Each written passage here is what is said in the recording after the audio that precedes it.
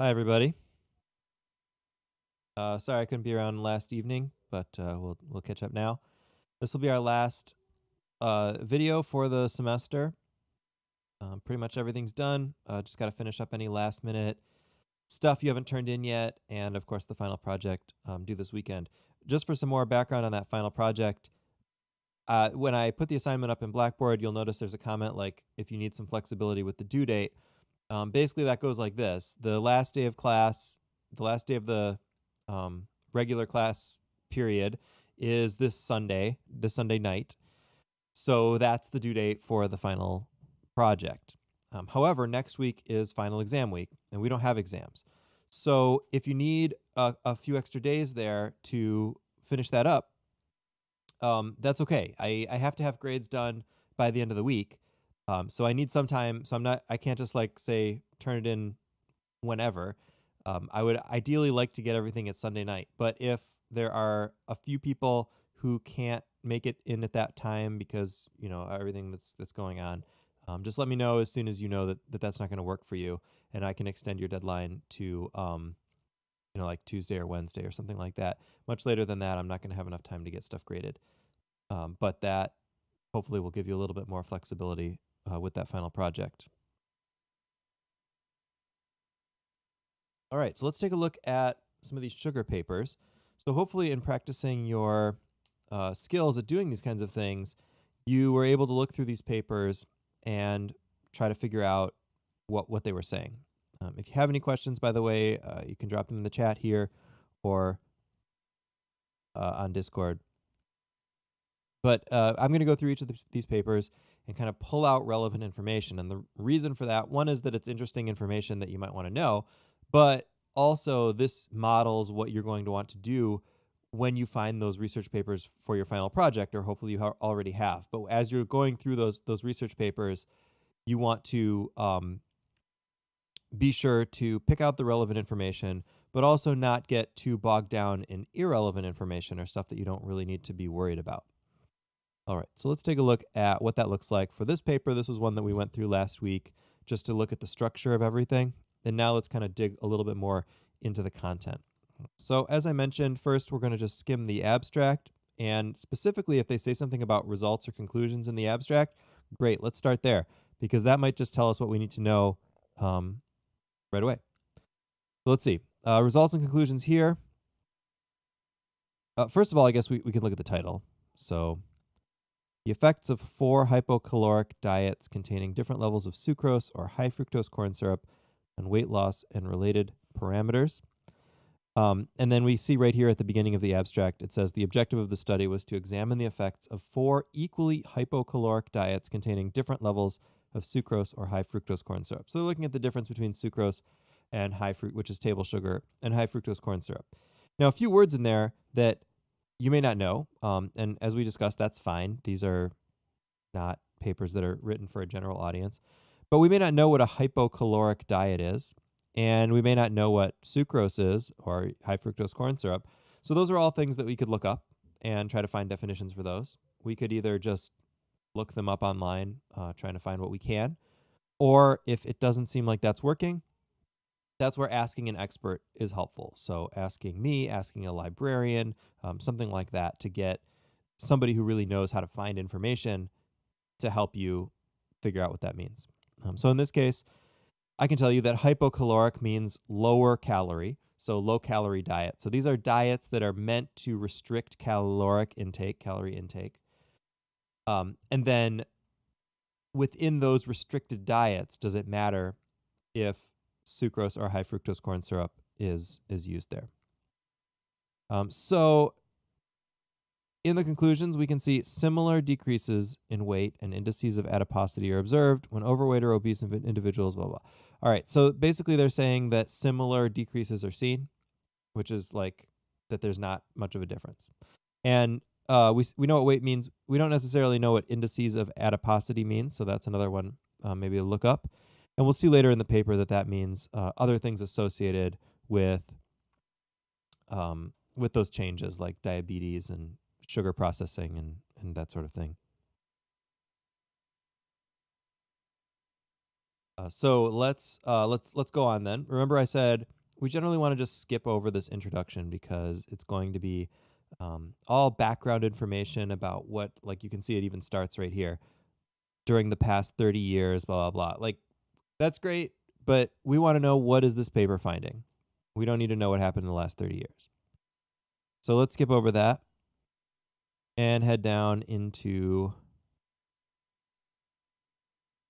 the results. So we're going to skip over the methods. We're going to really just jump right to that figure that we looked at last week. Now we'll look at it a little bit more carefully. So I think we looked at the upper left one last in the video last week, showing that even though it looks like there's a bit of a change because of the statistics used, the ranges are pretty big.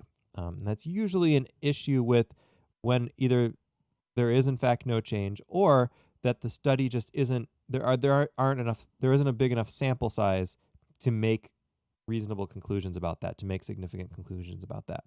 So when either of those conditions are met, you'll have these kinds of things. So you see in all of these graphs, there's really not significant differences because of those error bars coming down that also go up, so showing pretty big ranges.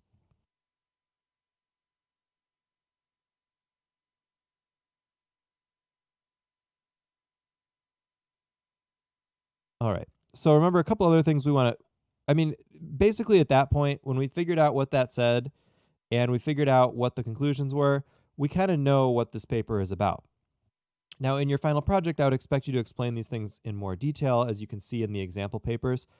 But if we're just trying to find information for ourselves or kind of figure out the basics of what this paper is saying, we're pretty much done. They found that in these low-calorie diets, there wasn't a huge difference whether somebody ate sucrose, consumed more sucrose or more high fructose corn syrup. Now, let's say you want to get more into it. What are some things that we can look at? Well, we can start looking at the design here.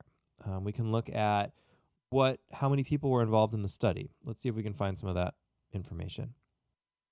So we go back up to the methods section because those are really big ranges, and big ranges like that sometimes means that the sample just wasn't that big. So here we can see in table 1 that the entire population, n equals 162. So that means they have 162 people in this study, which is not huge. Again, not being in this discipline, we don't really have the expertise to critique that and say, oh, that's not enough people. We know it's not a ton of people because we know, we see studies with thousands and thousands of people, but some things are a lot harder to study and a lot harder to get large samples for than others. Having people stick to a specific diet in a double-blinded study is certainly one that's going to be difficult to do with a lot of people. So I don't know if that's too small of a number or not. We're going to say, it isn't like 2 people. It's 162, so that's probably fine. The other thing we can look at here that we talked about last time is a good measure of how careful the science is if we read into the discussion section here, can we find some criticisms? Can we find them saying, oh yeah, we didn't really do this right, or this could be a problem, or this is what other people should look at. So let's see if we can see some of that kind of stuff.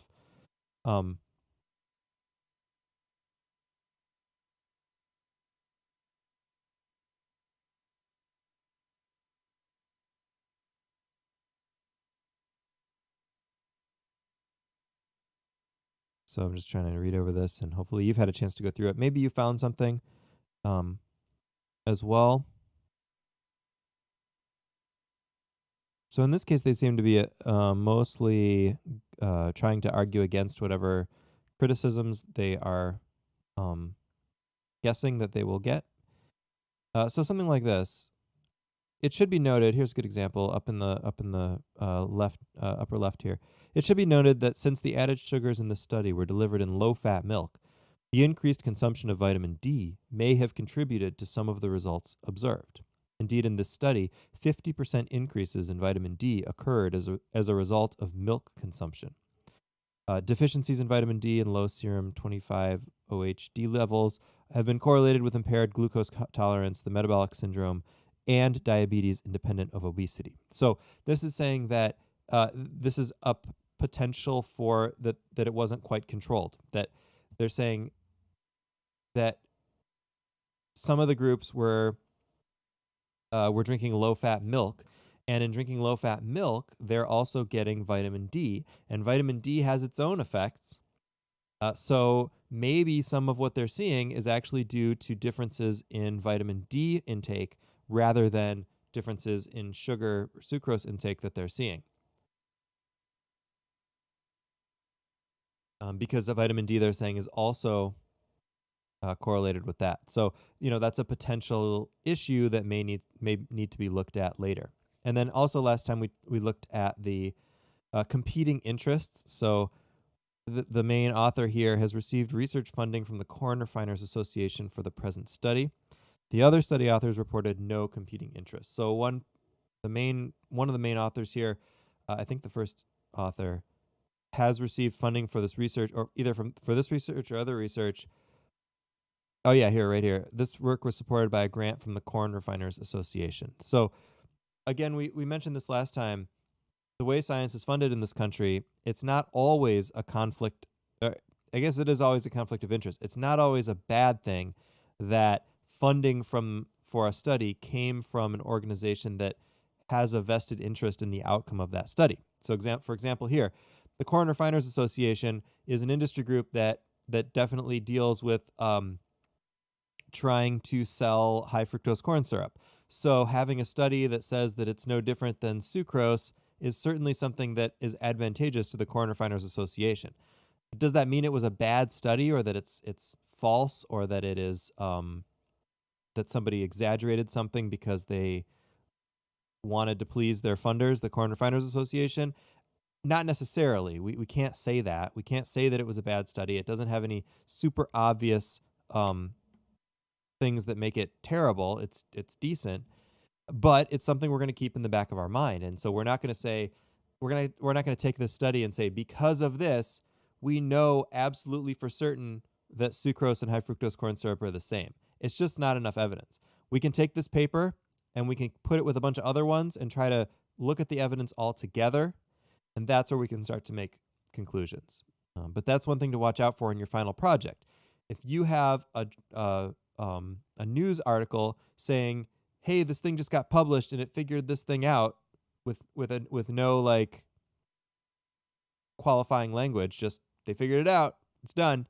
That's suspicious. That's something to look for. For example, if we looked at articles that cite this paper, they might have said, "Study finds no difference between sucrose and high fructose corn syrup," which is basically true, but only in the specific circumstances of this study. So we need a lot more information, a lot more studies, a lot more science before we can really say that that's true overall, before we can make these broad conclusions of what we might call settled science. All right, so let's take that one out, and we will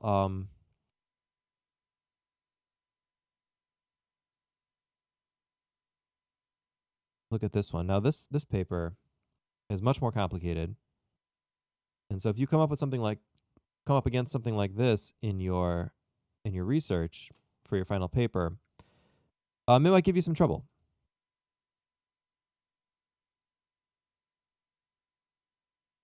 All right.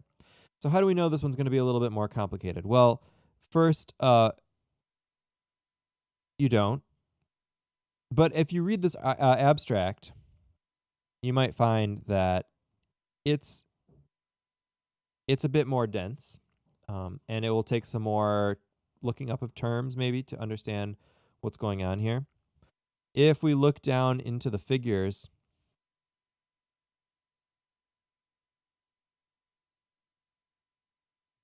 Peter doesn't want to do that right now.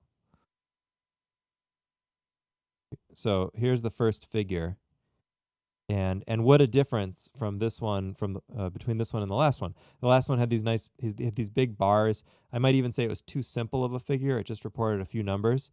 But where that one might be too simple, this one is really kind of almost too dense. I mean, it's hard to figure out what's going on in this paper. Imagine if this is a copy of the article as it would appear in the journal, in the physical magazine. Imagine if you were reading a page with that small of these figures and these keys on there. It would be really hard to figure out what's going on. Never mind if you're, let's say, colorblind, you can't distinguish those red and blue colors, then you'd really be in trouble. I mean, some of these, like the black and blue, at least on my screen, is not terribly obvious. And then this one has so many different things graphed up in this upper left-hand corner here. So many different things graphed there. It's hard to really even see what's going on.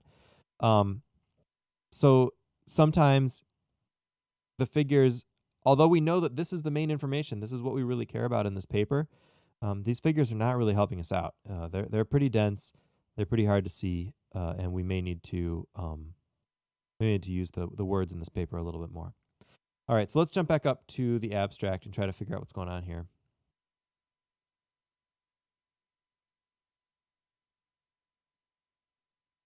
So we'll start with the title. Artificial sweeteners induce glucose intolerance by altering the gut microbiota. So what's going on there?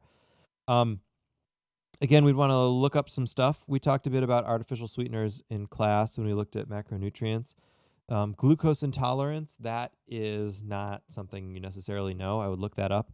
Glucose intolerance is a kind of a pre-diabetic condition. The idea that as you develop more and more into diabetes, you're less able to process glucose properly or have your body respond to the glucose in the right way. And it's saying artificial sweeteners induce this diabetes or pre-diabetic condition by altering the gut microbiota. That's another one that I would look up. What's gut microbiota? What's going on there? What does that mean? So hopefully when you were looking through this, you saw, you looked that up and you found that the gut microbiota are the microorganisms living in your intestines. So the bacteria, the friendly bacteria generally living in your intestines that's kind of helping you out there. So putting that all together, then what they're really saying is artificial sweeteners can cause these problems by messing with the bacteria in your intestines, which is kind of interesting. Depending on how much you read about this kind of stuff, there's a lot of people that have a lot of opinions about artificial sweeteners. We're talking about things like aspartame or NutraSweet Equal. There's another molecule called sucralose or Splenda. There's Truvia, stevia, those kinds of things. These are all sweeteners that are not sugar. They're non-caloric. They're non-caloric sweeteners, so they don't provide calories to your body. And they're a good thing in that they can replace sugars, which we know can be bad for you. But a lot of people have questioned if they're really safe. And for the ones that have been around a really long time, like aspartame, the safety is pretty well determined just because they've been out there for so long. So many people have consumed them. We know the safe levels, and if you stay within those safe levels, there's not really any evidence of harm. But one of the reasons we know that is because we can trace the molecules through the digestive system, and we can see that, for example, some of them aren't really processed in the digestive system. They end up just kind of coming out. So the argument was always like, well, if something's just passing through your digestive system and coming out, then it can't really be doing you any harm if it's not really getting into your system and getting into your blood. And what this research is suggesting is that's not quite true, because when those artificial sweeteners get down into your intestines, they're actually messing with your gut, with the bacteria in your gut in a bad way. All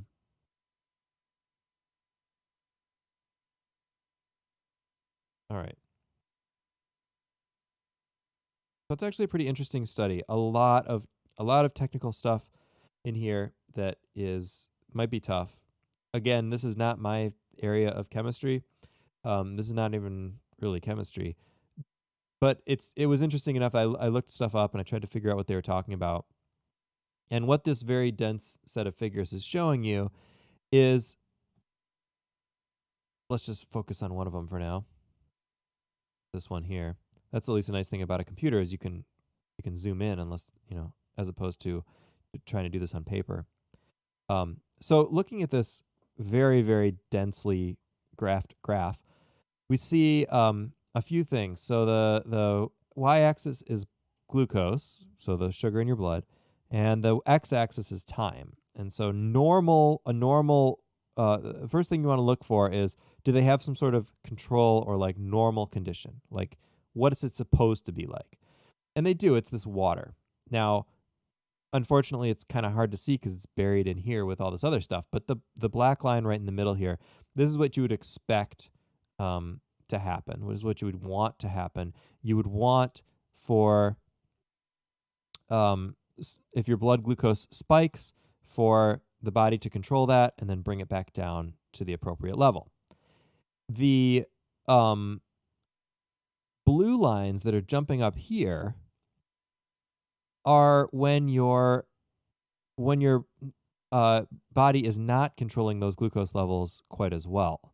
And so instead of just getting them nicely under control, it takes longer to get your blood down to the appropriate glucose level. And that's what they call glucose intolerance, which confusingly is also sometimes called glucose tolerance. Like you're just not controlling it, getting it down quickly enough. So what this is showing is that the three artificial sweeteners, saccharin, sucralose, and aspartame that they tested, did in fact cause a bigger spike in the blood sugar after use for a while. And then the reason there's these other ones with antibiotics, if we read down in the caption, what those tell us is after the test subjects, which in this case were mice, were given antibiotics to actually wipe out the bacteria in their gut, then they kind of return to a baseline condition. Now, one criticism of this study is that even though they found some differences in saccharin, sucralose, and aspartame, so saccharin is not really used anymore. It's the pink packet, Sweet and Low. If you've ever tried that, it's not real popular. It's kind of bitter. People who like it, but you don't see it in a lot of like diet sodas and things like that. So less popular, but it had the biggest effect here. And then sucralose is Splenda or the yellow packets. That's very popular now in low calorie stuff. And aspartame is I don't know if it's still the most popular, but for a long time the most popular artificial sweetener. NutraSweet, Equal, the blue packets, the diet sodas, all that stuff. So one criticism of the study is that besides this initial test, all of the other results, if we look here, are comparing only saccharin. So they didn't really do the testing on the more popular sweeteners, and I should check if they have since done that because this paper's a few years old now.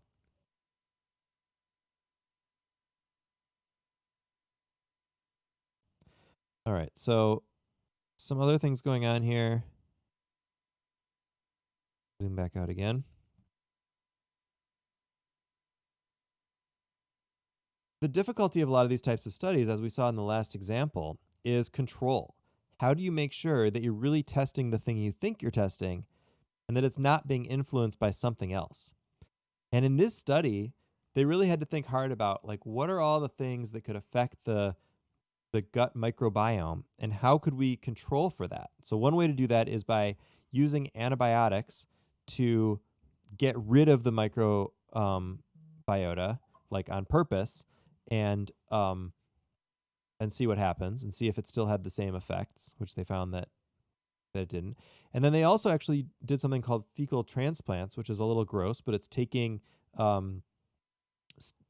excrement, feces from one sample, from one mouse, and they actually did this part with people too, I believe, and putting it into another person or mouse and seeing if they could change how that person responds to artificial sweeteners by changing the gut microbiome. So both changing it first and then changing it later.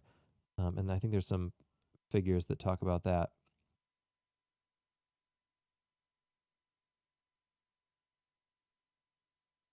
later on. So lots of figures, lots of things to dig through in here.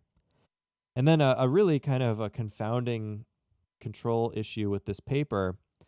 They found that some people responded to the artificial sweeteners as the mice did, and then other people didn't. And then they also found that that was actually correlated with the types of bacteria that were already in their gut. So for some people, their gut microbiome made them not respond to the artificial sweeteners. And for other people, their microbiome was different and they did respond. And they also saw changes in that in those bacteria over the 7 days of the study. So that suggests that it can be really difficult to control just because of whom they recruited for the study had different intestines, different stuff going on in there, and that affected these results. So a lot of subtleties, a lot of careful stuff done in this study, a lot of interesting stuff to look at. This paper made a lot of press back when it came out a few years ago, and most of that press was not as careful about reporting on the paper. So, like in the context of our project, a lot of those, said things like, proof that artificial sweeteners cause diabetes and things like that, which is kind of hinted at by the paper, but it's not clear enough to really make such a big, broad conclusion. It needs to be put together with other research really to figure that out. It's an interesting paper. It's a really clever experiment, and there's a lot of interesting stuff in there. But when these types of interesting scientific things get translated to that bigger audience, a lot of times it gets exaggerated, and they say, "Oh, because of this study, we now know this great conclusion." And in most cases, that's just not how it works. We have a little bit more information that points us in this direction, and that's useful and helpful, but it doesn't really like finally solve the problem. Science is just messy like that. As we get more information, things change, and we have to readjust our hypotheses and our explanations, and that's just how it goes. So as you're doing the project, watch out for those kinds of big sweeping generalizations and exaggerations like this shows this done, they showed this, they proved this, those kinds of words. Just be careful of that. It does happen and it is possible, but in a lot of these types of studies, it's just not that clear cut a lot of the time.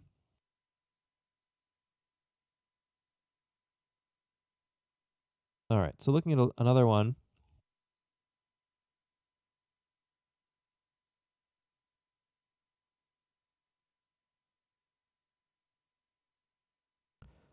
So this is very different. This one is not actually about health, but still on the sugar theme.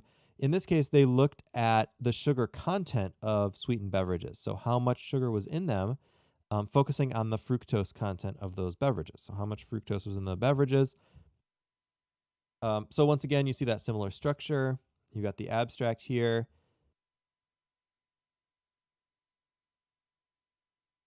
and introductions about these things and so on. So again, we're going to just kind of jump down and take a look at and see if we can figure out the figures, the pictures, before we really start trying to dig into the text. All right. So let's take a look at figure 1 here. So just looking at the picture, I don't know what that means. Let's see if the caption helps.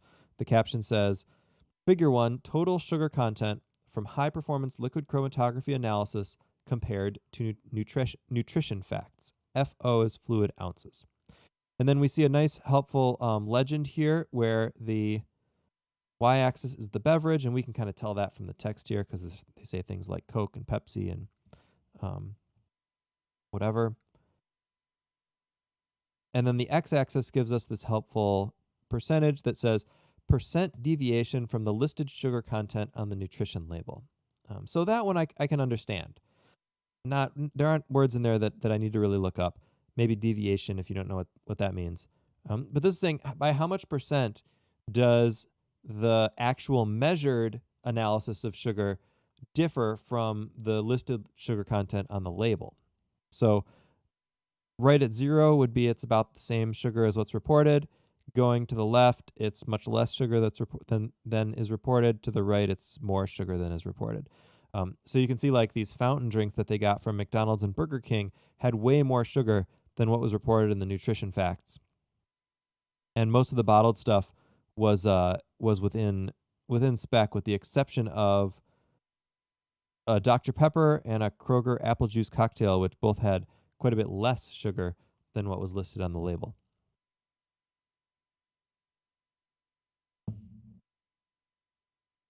All right, and the next one we've got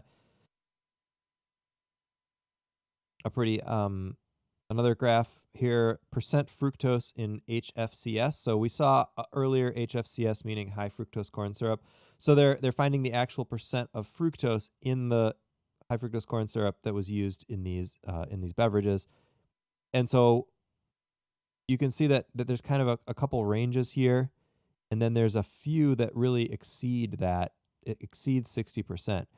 And if we read up in some of the like analysis why that's important, the usual commercially available high fructose corn syrups are, I think, like 55% and 45% fructose, depending on which ones you get. So that seems like the ones in this range are basically what they're doing.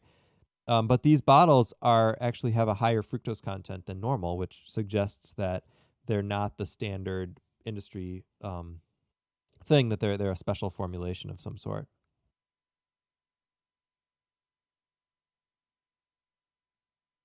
And so, what this paper is saying then is that, in general, well, not really in general, but different sweetened beverages have different levels of sugar and different amounts of fructose than what somebody might reasonably expect from looking at the nutrition facts. Now, one thing if we're reading through this is an interesting paper. I encourage you to read through it. But remember, one of the kind of concerning things at first is like looking at something like this and saying, wow, if I get a small fountain drink of Coke or Sprite or from McDonald's or Burger King, I might have 25%, 20 to 25% more sugar than I expect in that drink. And what's going on with that? That's really a lot. And so we can think about, like, well, maybe they're changing the ratios in the restaurant, something like that. But they actually address it here. Um, and it's kind of an oversight on the experimenter's part. So let me see where I can find that.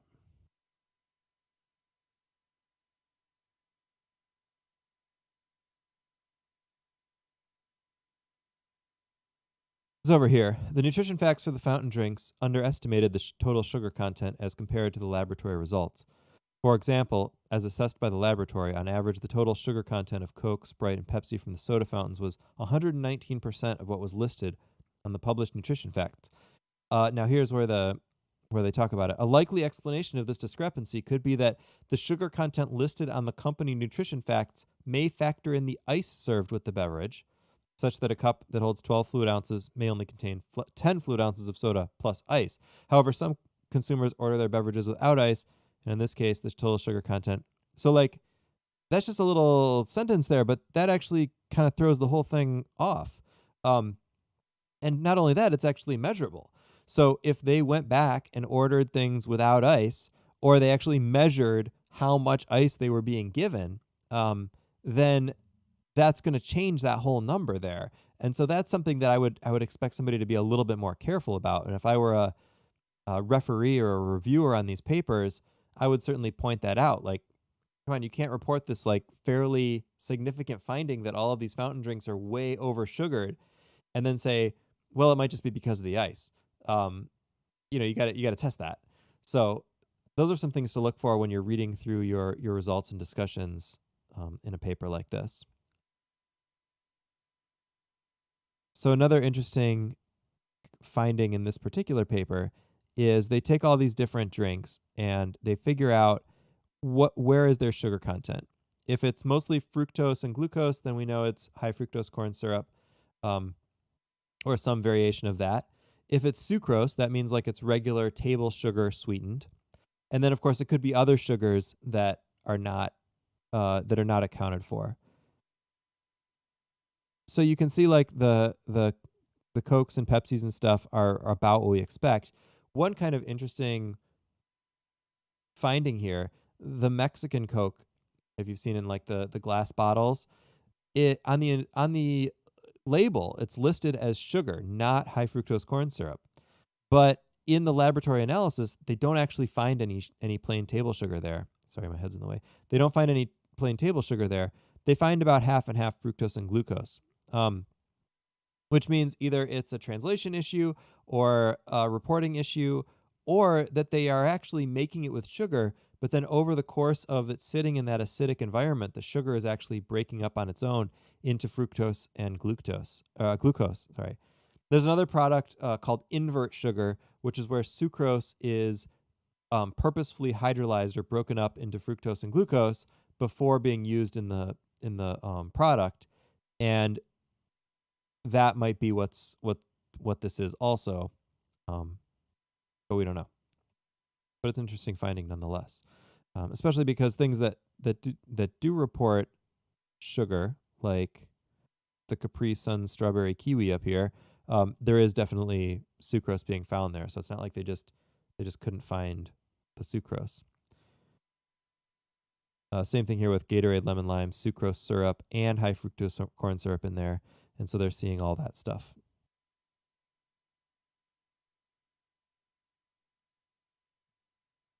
All right.